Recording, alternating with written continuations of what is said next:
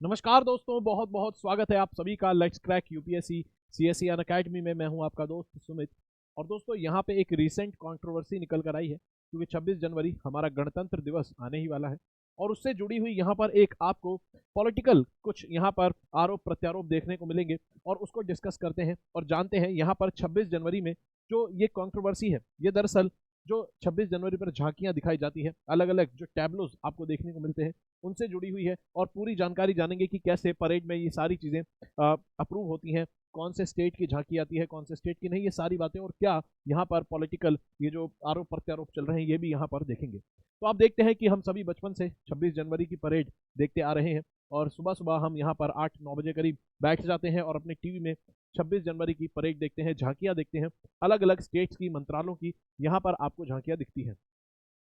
तो यहाँ पर लेकिन अब समस्या ये आई है, दरअसल यहाँ पर कंट्रोवर्सी ये है, ऑपोजिशन रूल्ड जो स्टेट्स हैं, क्योंकि सेंटर में बीजेपी की सरकार है, एनडीए द्वारा जो सरकार चल रही है, उसके ऊपर आरोप लगे हैं ऑपोजिशन स्टेट्स के द्वारा। अगर आप ऑपोजिशन स्टेट्स को देखेंगे तो यहाँ पर पंजाब, हिमाचल, झारखंड, बिहार, वेस्ट बंगाल, यहाँ सभी ये आपको ऑपोजिशन स्टेट्स मिलेंगे। और इन ऑपोजिशन स्टेट्स में यहाँ पर पंजाब, कर्नाटका, दिल्ली और वेस्ट बंगाल के द्वारा ये आरोप लगाया गया है कि एनडीए रूल्ड जो सेंट्रल गवर्नमेंट है, ये डिस्क्रिमिनेट कर रही है, और इन सभी ऑपोजिशन रूल्ड स्टेट्स के जो झांकियां हैं, जो इनकी टैबलोज हैं, उनको कैंसिल कर दिया गया है 2024 के गणतंत्र दिवस में पार्टिसिपेट करने से। तो यहाँ पर आरोप लगाया गया है कि ये सब पॉलिटिकल वेंडेटा, यानी कि पॉलिटिकल बदले के लिए ये भावना से ये सारी चीज़ें की जा रही हैं। हम यहाँ पर पूरे मामले को यहाँ पर देखते हैं। सबसे पहले इन सभी चीज़ों में आपको प्रक्रिया पता होनी चाहिए कि ये जो झांकियां हैं 26 जनवरी में, ये आखिर कौन सिलेक्ट करता है, कैसे सिलेक्ट करता है। तो सबसे पहले आपको पता होना चाहिए कि मिनिस्ट्री ऑफ डिफेंस जो है, इसके पास जिम्मेदारी होती है भारत के अंदर गणतंत्र दिवस में परेड ऑर्गेनाइज करवाने की। साथ में यहाँ पर कोऑर्डिनेशन जितना होता है इस पूरे कार्यक्रम से जुड़ा हुआ, मिनिस्ट्री ऑफ डिफेंस के पास ये सारी जिम्मेदारी होती है। उसके अलावा झांकियां जो जाएंगी, शॉर्टलिस्ट होंगी, उन सब की जिम्मेदारी भी यहाँ पर मिनिस्ट्री ऑफ डिफेंस के पास होती है।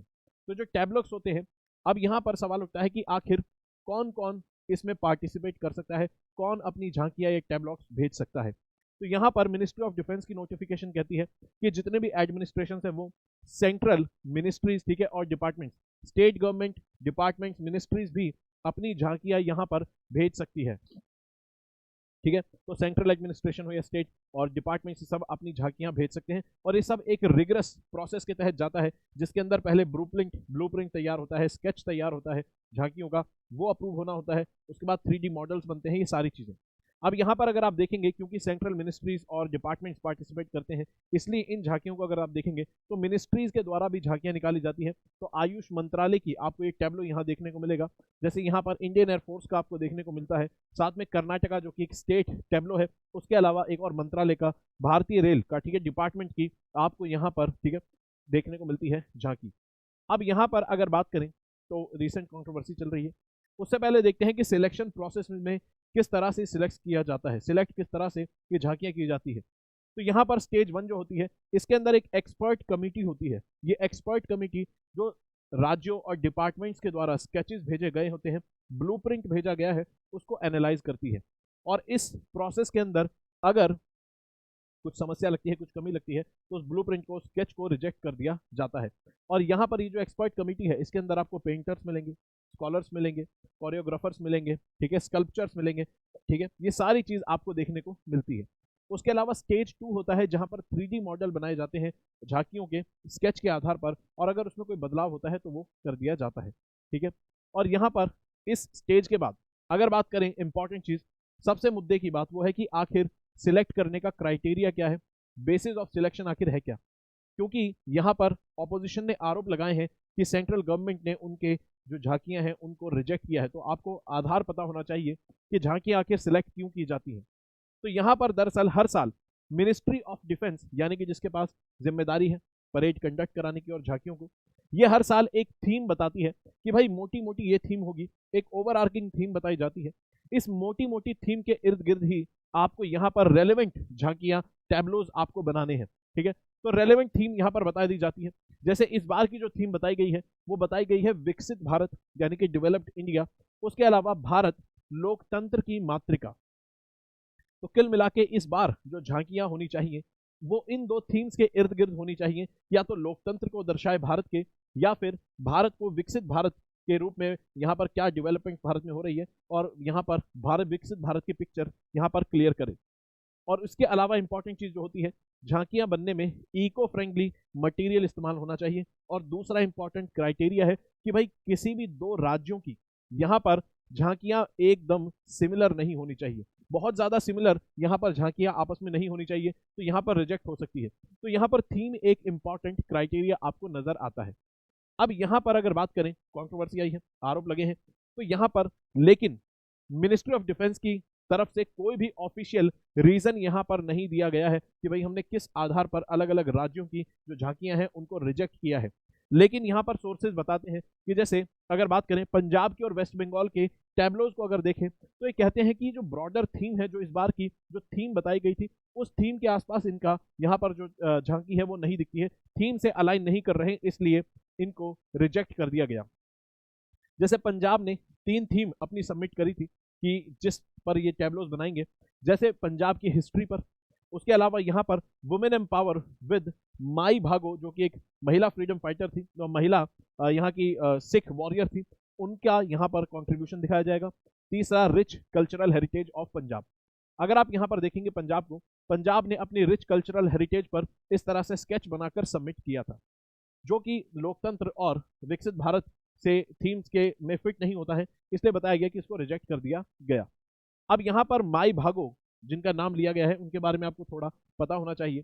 दरअसल ये एक सिख महिला वॉरियर थी, जिन्होंने मुगल्स लोगों से टक्कर ली थी और यहाँ पर सिख सोल्जर्स को लीड किया था 1705 के अंदर। ठीक है, तो थोड़ा सा आपको माई भागो के बारे में पता होना चाहिए। पंजाब में सिख वॉरियर हुआ करती थी।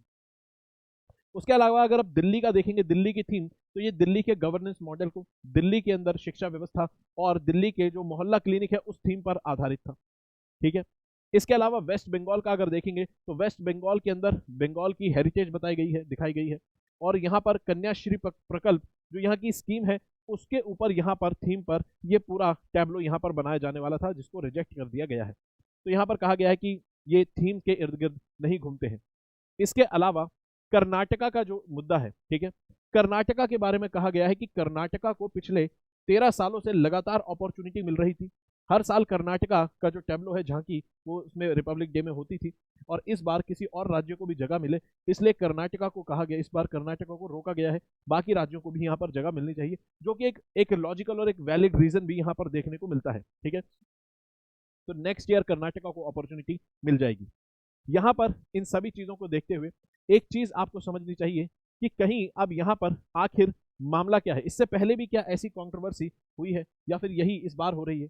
तो इससे पहले भी अगर बात करें, 2020 में भी ऐसे सिमिलर आरोप लगाए गए थे। जो ऑपोजिशन रूल्ड स्टेट्स हैं, उन्होंने तब भी 2020 में आरोप लगाए थे कि 26 जनवरी पर ऑपोजिशन रूल्ड स्टेट्स की झांकियों को कैंसिल किया गया है। ठीक है, तो यहाँ पर जैसे आपको केरला, बंगाल और महाराष्ट्र के आरोप इस समय दिखते हैं 2020 में। उसके अलावा एक चीज और आपको समझनी होगी कि यहाँ पर बताया गया है, ठीक है, यहाँ पर देखें अगर इस रिपोर्ट के मुताबिक, तो कहता है कि जब सेंटर में यूपीए की सरकार थी, कांग्रेस रूल्ड गवर्नमेंट जब सेंटर में आपको दिखती है, तब कई बार गुजरात, जो उस समय बीजेपी के द्वारा रूल्ड एक शासित बीजेपी द्वारा शासित एक प्रदेश था, तो गुजरात के कई बार, गुजरात के मॉडल्स को कई बार रिजेक्ट किया गया था कांग्रेस के द्वारा, जब कांग्रेस सेंटर में हुआ करती थी। 2014 तक कई बार रिजेक्ट किया गया गुजरात की थीम को, ठीक है, गुजरात के मॉडल्स को। तो यहाँ पर आपको इस तरह की चीजें देखने में लगेगा कि भाई ये तो रिपब्लिक डे परेड भी एक तरह से पॉलिटिकल ग्राउंड बनी हुई है, और हालांकि ऐसा बिल्कुल भी नहीं होना चाहिए। ठीक है, लेकिन अगर हम देखें, थीम एक इंपॉर्टेंट क्राइटेरिया है, बिल्कुल थीम फॉलो होनी चाहिए। उसके अलावा अदर क्राइटेरियाज भी फॉलो होना चाहिए, प्योर पॉलिटिक्स यहाँ पर नहीं चलनी चाहिए। अगर हम डेटा वगैरह की बात करें, तो 2020 तक का, 2008 से 2020 तक का आंकड़ा यहाँ पर बनाया गया है, जो कि थोड़ी बहुत पिक्चर क्लियर करता है। कहता है कि यहाँ पर लास्ट 13 साल का आंकड़ा है, 2008 से 20 तक। तो कहता है कि हर 13 साल में जम्मू कश्मीर को हमेशा थीम, जम्मू कश्मीर की थीम को, जम्मू कश्मीर के मॉडल्स को, टैबलोज को हमेशा जगह मिली है, चाहे सरकार कोई सी भी हो, कहीं पर भी। उसके अलावा यहाँ पर कहता है कि दादर नगर हवेली और पुडुचेरी, ठीक है, दमन दियो, इनको यहाँ पर कभी भी, एक भी लास्ट 13 साल में एक बार भी मौका नहीं मिला कि इनका जो टैबलो हो वहां रिपब्लिक डे परेड में पहुंच जाए। इसके अलावा एक और आपको एक्सेप्शन जो दिखेगा, कर्नाटका कहता है कर्नाटका में 2008 से लेकर लगभग 2013 तक, ठीक है, कर्नाटका में 2008 से लेकर 2013 तक आपको यहां पर स्टेट में बीजेपी की सरकार मिलती है, ठीक है, और सेंटर में आपको कांग्रेस रूल गवर्नमेंट मिलती है। तब भी यहां पर आपको एंट्री मिलती है कर्नाटका की, तब भी कर्नाटका 13 साल में दिखता है। उसके अलावा 2013 से लेकर 2018 तक, 2013 से लेकर 2018 तक आपको यहां पर उल्टा भी देखने को मिलता है कि सेंटर में आपको बीजेपी मिलती है और स्टेट में कांग्रेस है, तब भी कर्नाटका को यहां पर जगह जरूर मिलती है, ठीक है। कर्नाटका को जगह तब भी यहां पर मिलती है, 13 साल से लगातार मिल रही थी, तो अब किसी और को जगह दी जानी, जो कि एक वैलिड रीजन आपको नजर आता है। तो अगर यहां पर इस तरह से देखने को मिलता है, सारी चीजें ऑब्जेक्टिव तरीके से होनी चाहिए, हर चीज में पॉलिटिसाइज नहीं होना चाहिए, पॉलिटिसाइज चीजों को नहीं करना चाहिए। हमारा नेशनल प्राइड का दिन होता है 26 जनवरी, और हमें यहाँ पर इन सब चीज़ों से बचना चाहिए। आंकड़े अगर आप देखेंगे तो पिक्चर थोड़ी और ज़्यादा क्लियर होती है, चीज़ों को अगर रैशनल चीज़ तरीके से देखेंगे, ठीक है। चलिए, तो यहाँ पर अगर बात करें दोस्तों, स्पेशल क्लासेस में आप मेरे साथ जुड़ सकते हैं और एंशियंट, मिडिवल और मॉडर्न हिस्ट्री क्रैश कोर्स की फॉर्म में आप मेरे साथ पढ़ सकते हैं 2024 यूपीएससी एग्जाम के लिए, जिसके अंदर हम यहाँ पर डिटेल में कवर कर रहे हैं इन सभी सब्जेक्ट को। और ये बिल्कुल फ्री क्लासेस होती हैं, लाइव क्लास, जो कि अनअकैडमी की ऐप पर होती है। इसके अलावा प्लस कोर्स में आप मेरे साथ 6ठी से 12वीं तक की एनसीईआरटी डिटेल में कर सकते हैं। अनअकैडमी पर कोई सा भी कोर्स खरीदना हो तो कोड लगाएंगे SMK लाइव।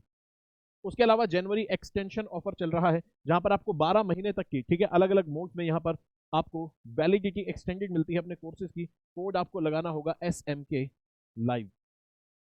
इसके अलावा यहाँ पर 2025 के अगर आप फाउंडेशन बैच को लेना चाहते हैं, जीरो से तैयारी करना चाहते हैं, बिल्कुल बेसिक से, तो आप यहाँ पर देख सकते हैं, बिल्कुल बेसिक से तैयारी करवाई जाएगी आपको, और आपको कोड लगाना होगा SMK लाइव।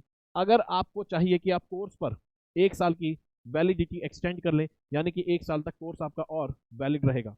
इसके अलावा यहाँ पर सिविल सर्विसेज चैंपियनशिप अनअकैडमी के द्वारा 21 जनवरी को सुबह 11 बजे आपको नजर आएगी होती हुई। इसमें अगर आपको पार्टिसिपेट करना है तो आप कई प्रकार के प्राइजेस जीत सकते हैं, स्कॉलरशिप जीत सकते हैं, लैपटॉप और बाकी मैकबुक वगैरह, टेस्ट सीरीज का एक्सेस ले सकते हैं। बस आपको यहाँ पर एनरोल करने के लिए कोड लगाना होगा SMK लाइव। इसमें एनरोल कर सकते हैं, बिल्कुल फ्री है, और यहाँ पर पार्टिसिपेट कर सकते हैं इस कॉम्बैट में। इसके अलावा अलग अलग मोड में अलग अलग मॉड्यूल्स आप टेस्ट सीरीज के खरीद सकते हैं अपनी ज़रूरत के हिसाब से। सिर्फ टेस्ट सीरीज भी ले सकते हैं, टेस्ट सीरीज के साथ प्रिंटेड नोट्स और कंप्लीट मटेरियल भी ले सकते हैं। कोड लगाना होगा SMK लाइव, ठीक है।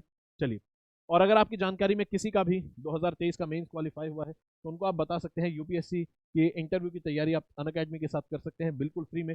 टॉप रिटायर्ड ब्यूरोक्रेट्स आपको गाइड करेंगे, डेफ सेशंस और प्री डेफ सेशंस बहुत डिटेल में होंगे। बस आपको कोड लगाना होगा SMK लाइव, ठीक है। SMK लाइव कोड लगाएंगे तो आप यहाँ पर फ्री में एनरोल कर सकते हैं। दोस्तों, अगर वीडियो अच्छी लगी तो वीडियो को लाइक करेंगे, चैनल को सब्सक्राइब करेंगे, शेयर करेंगे, अपना ख्याल रखेंगे। जय हिंद दोस्तों।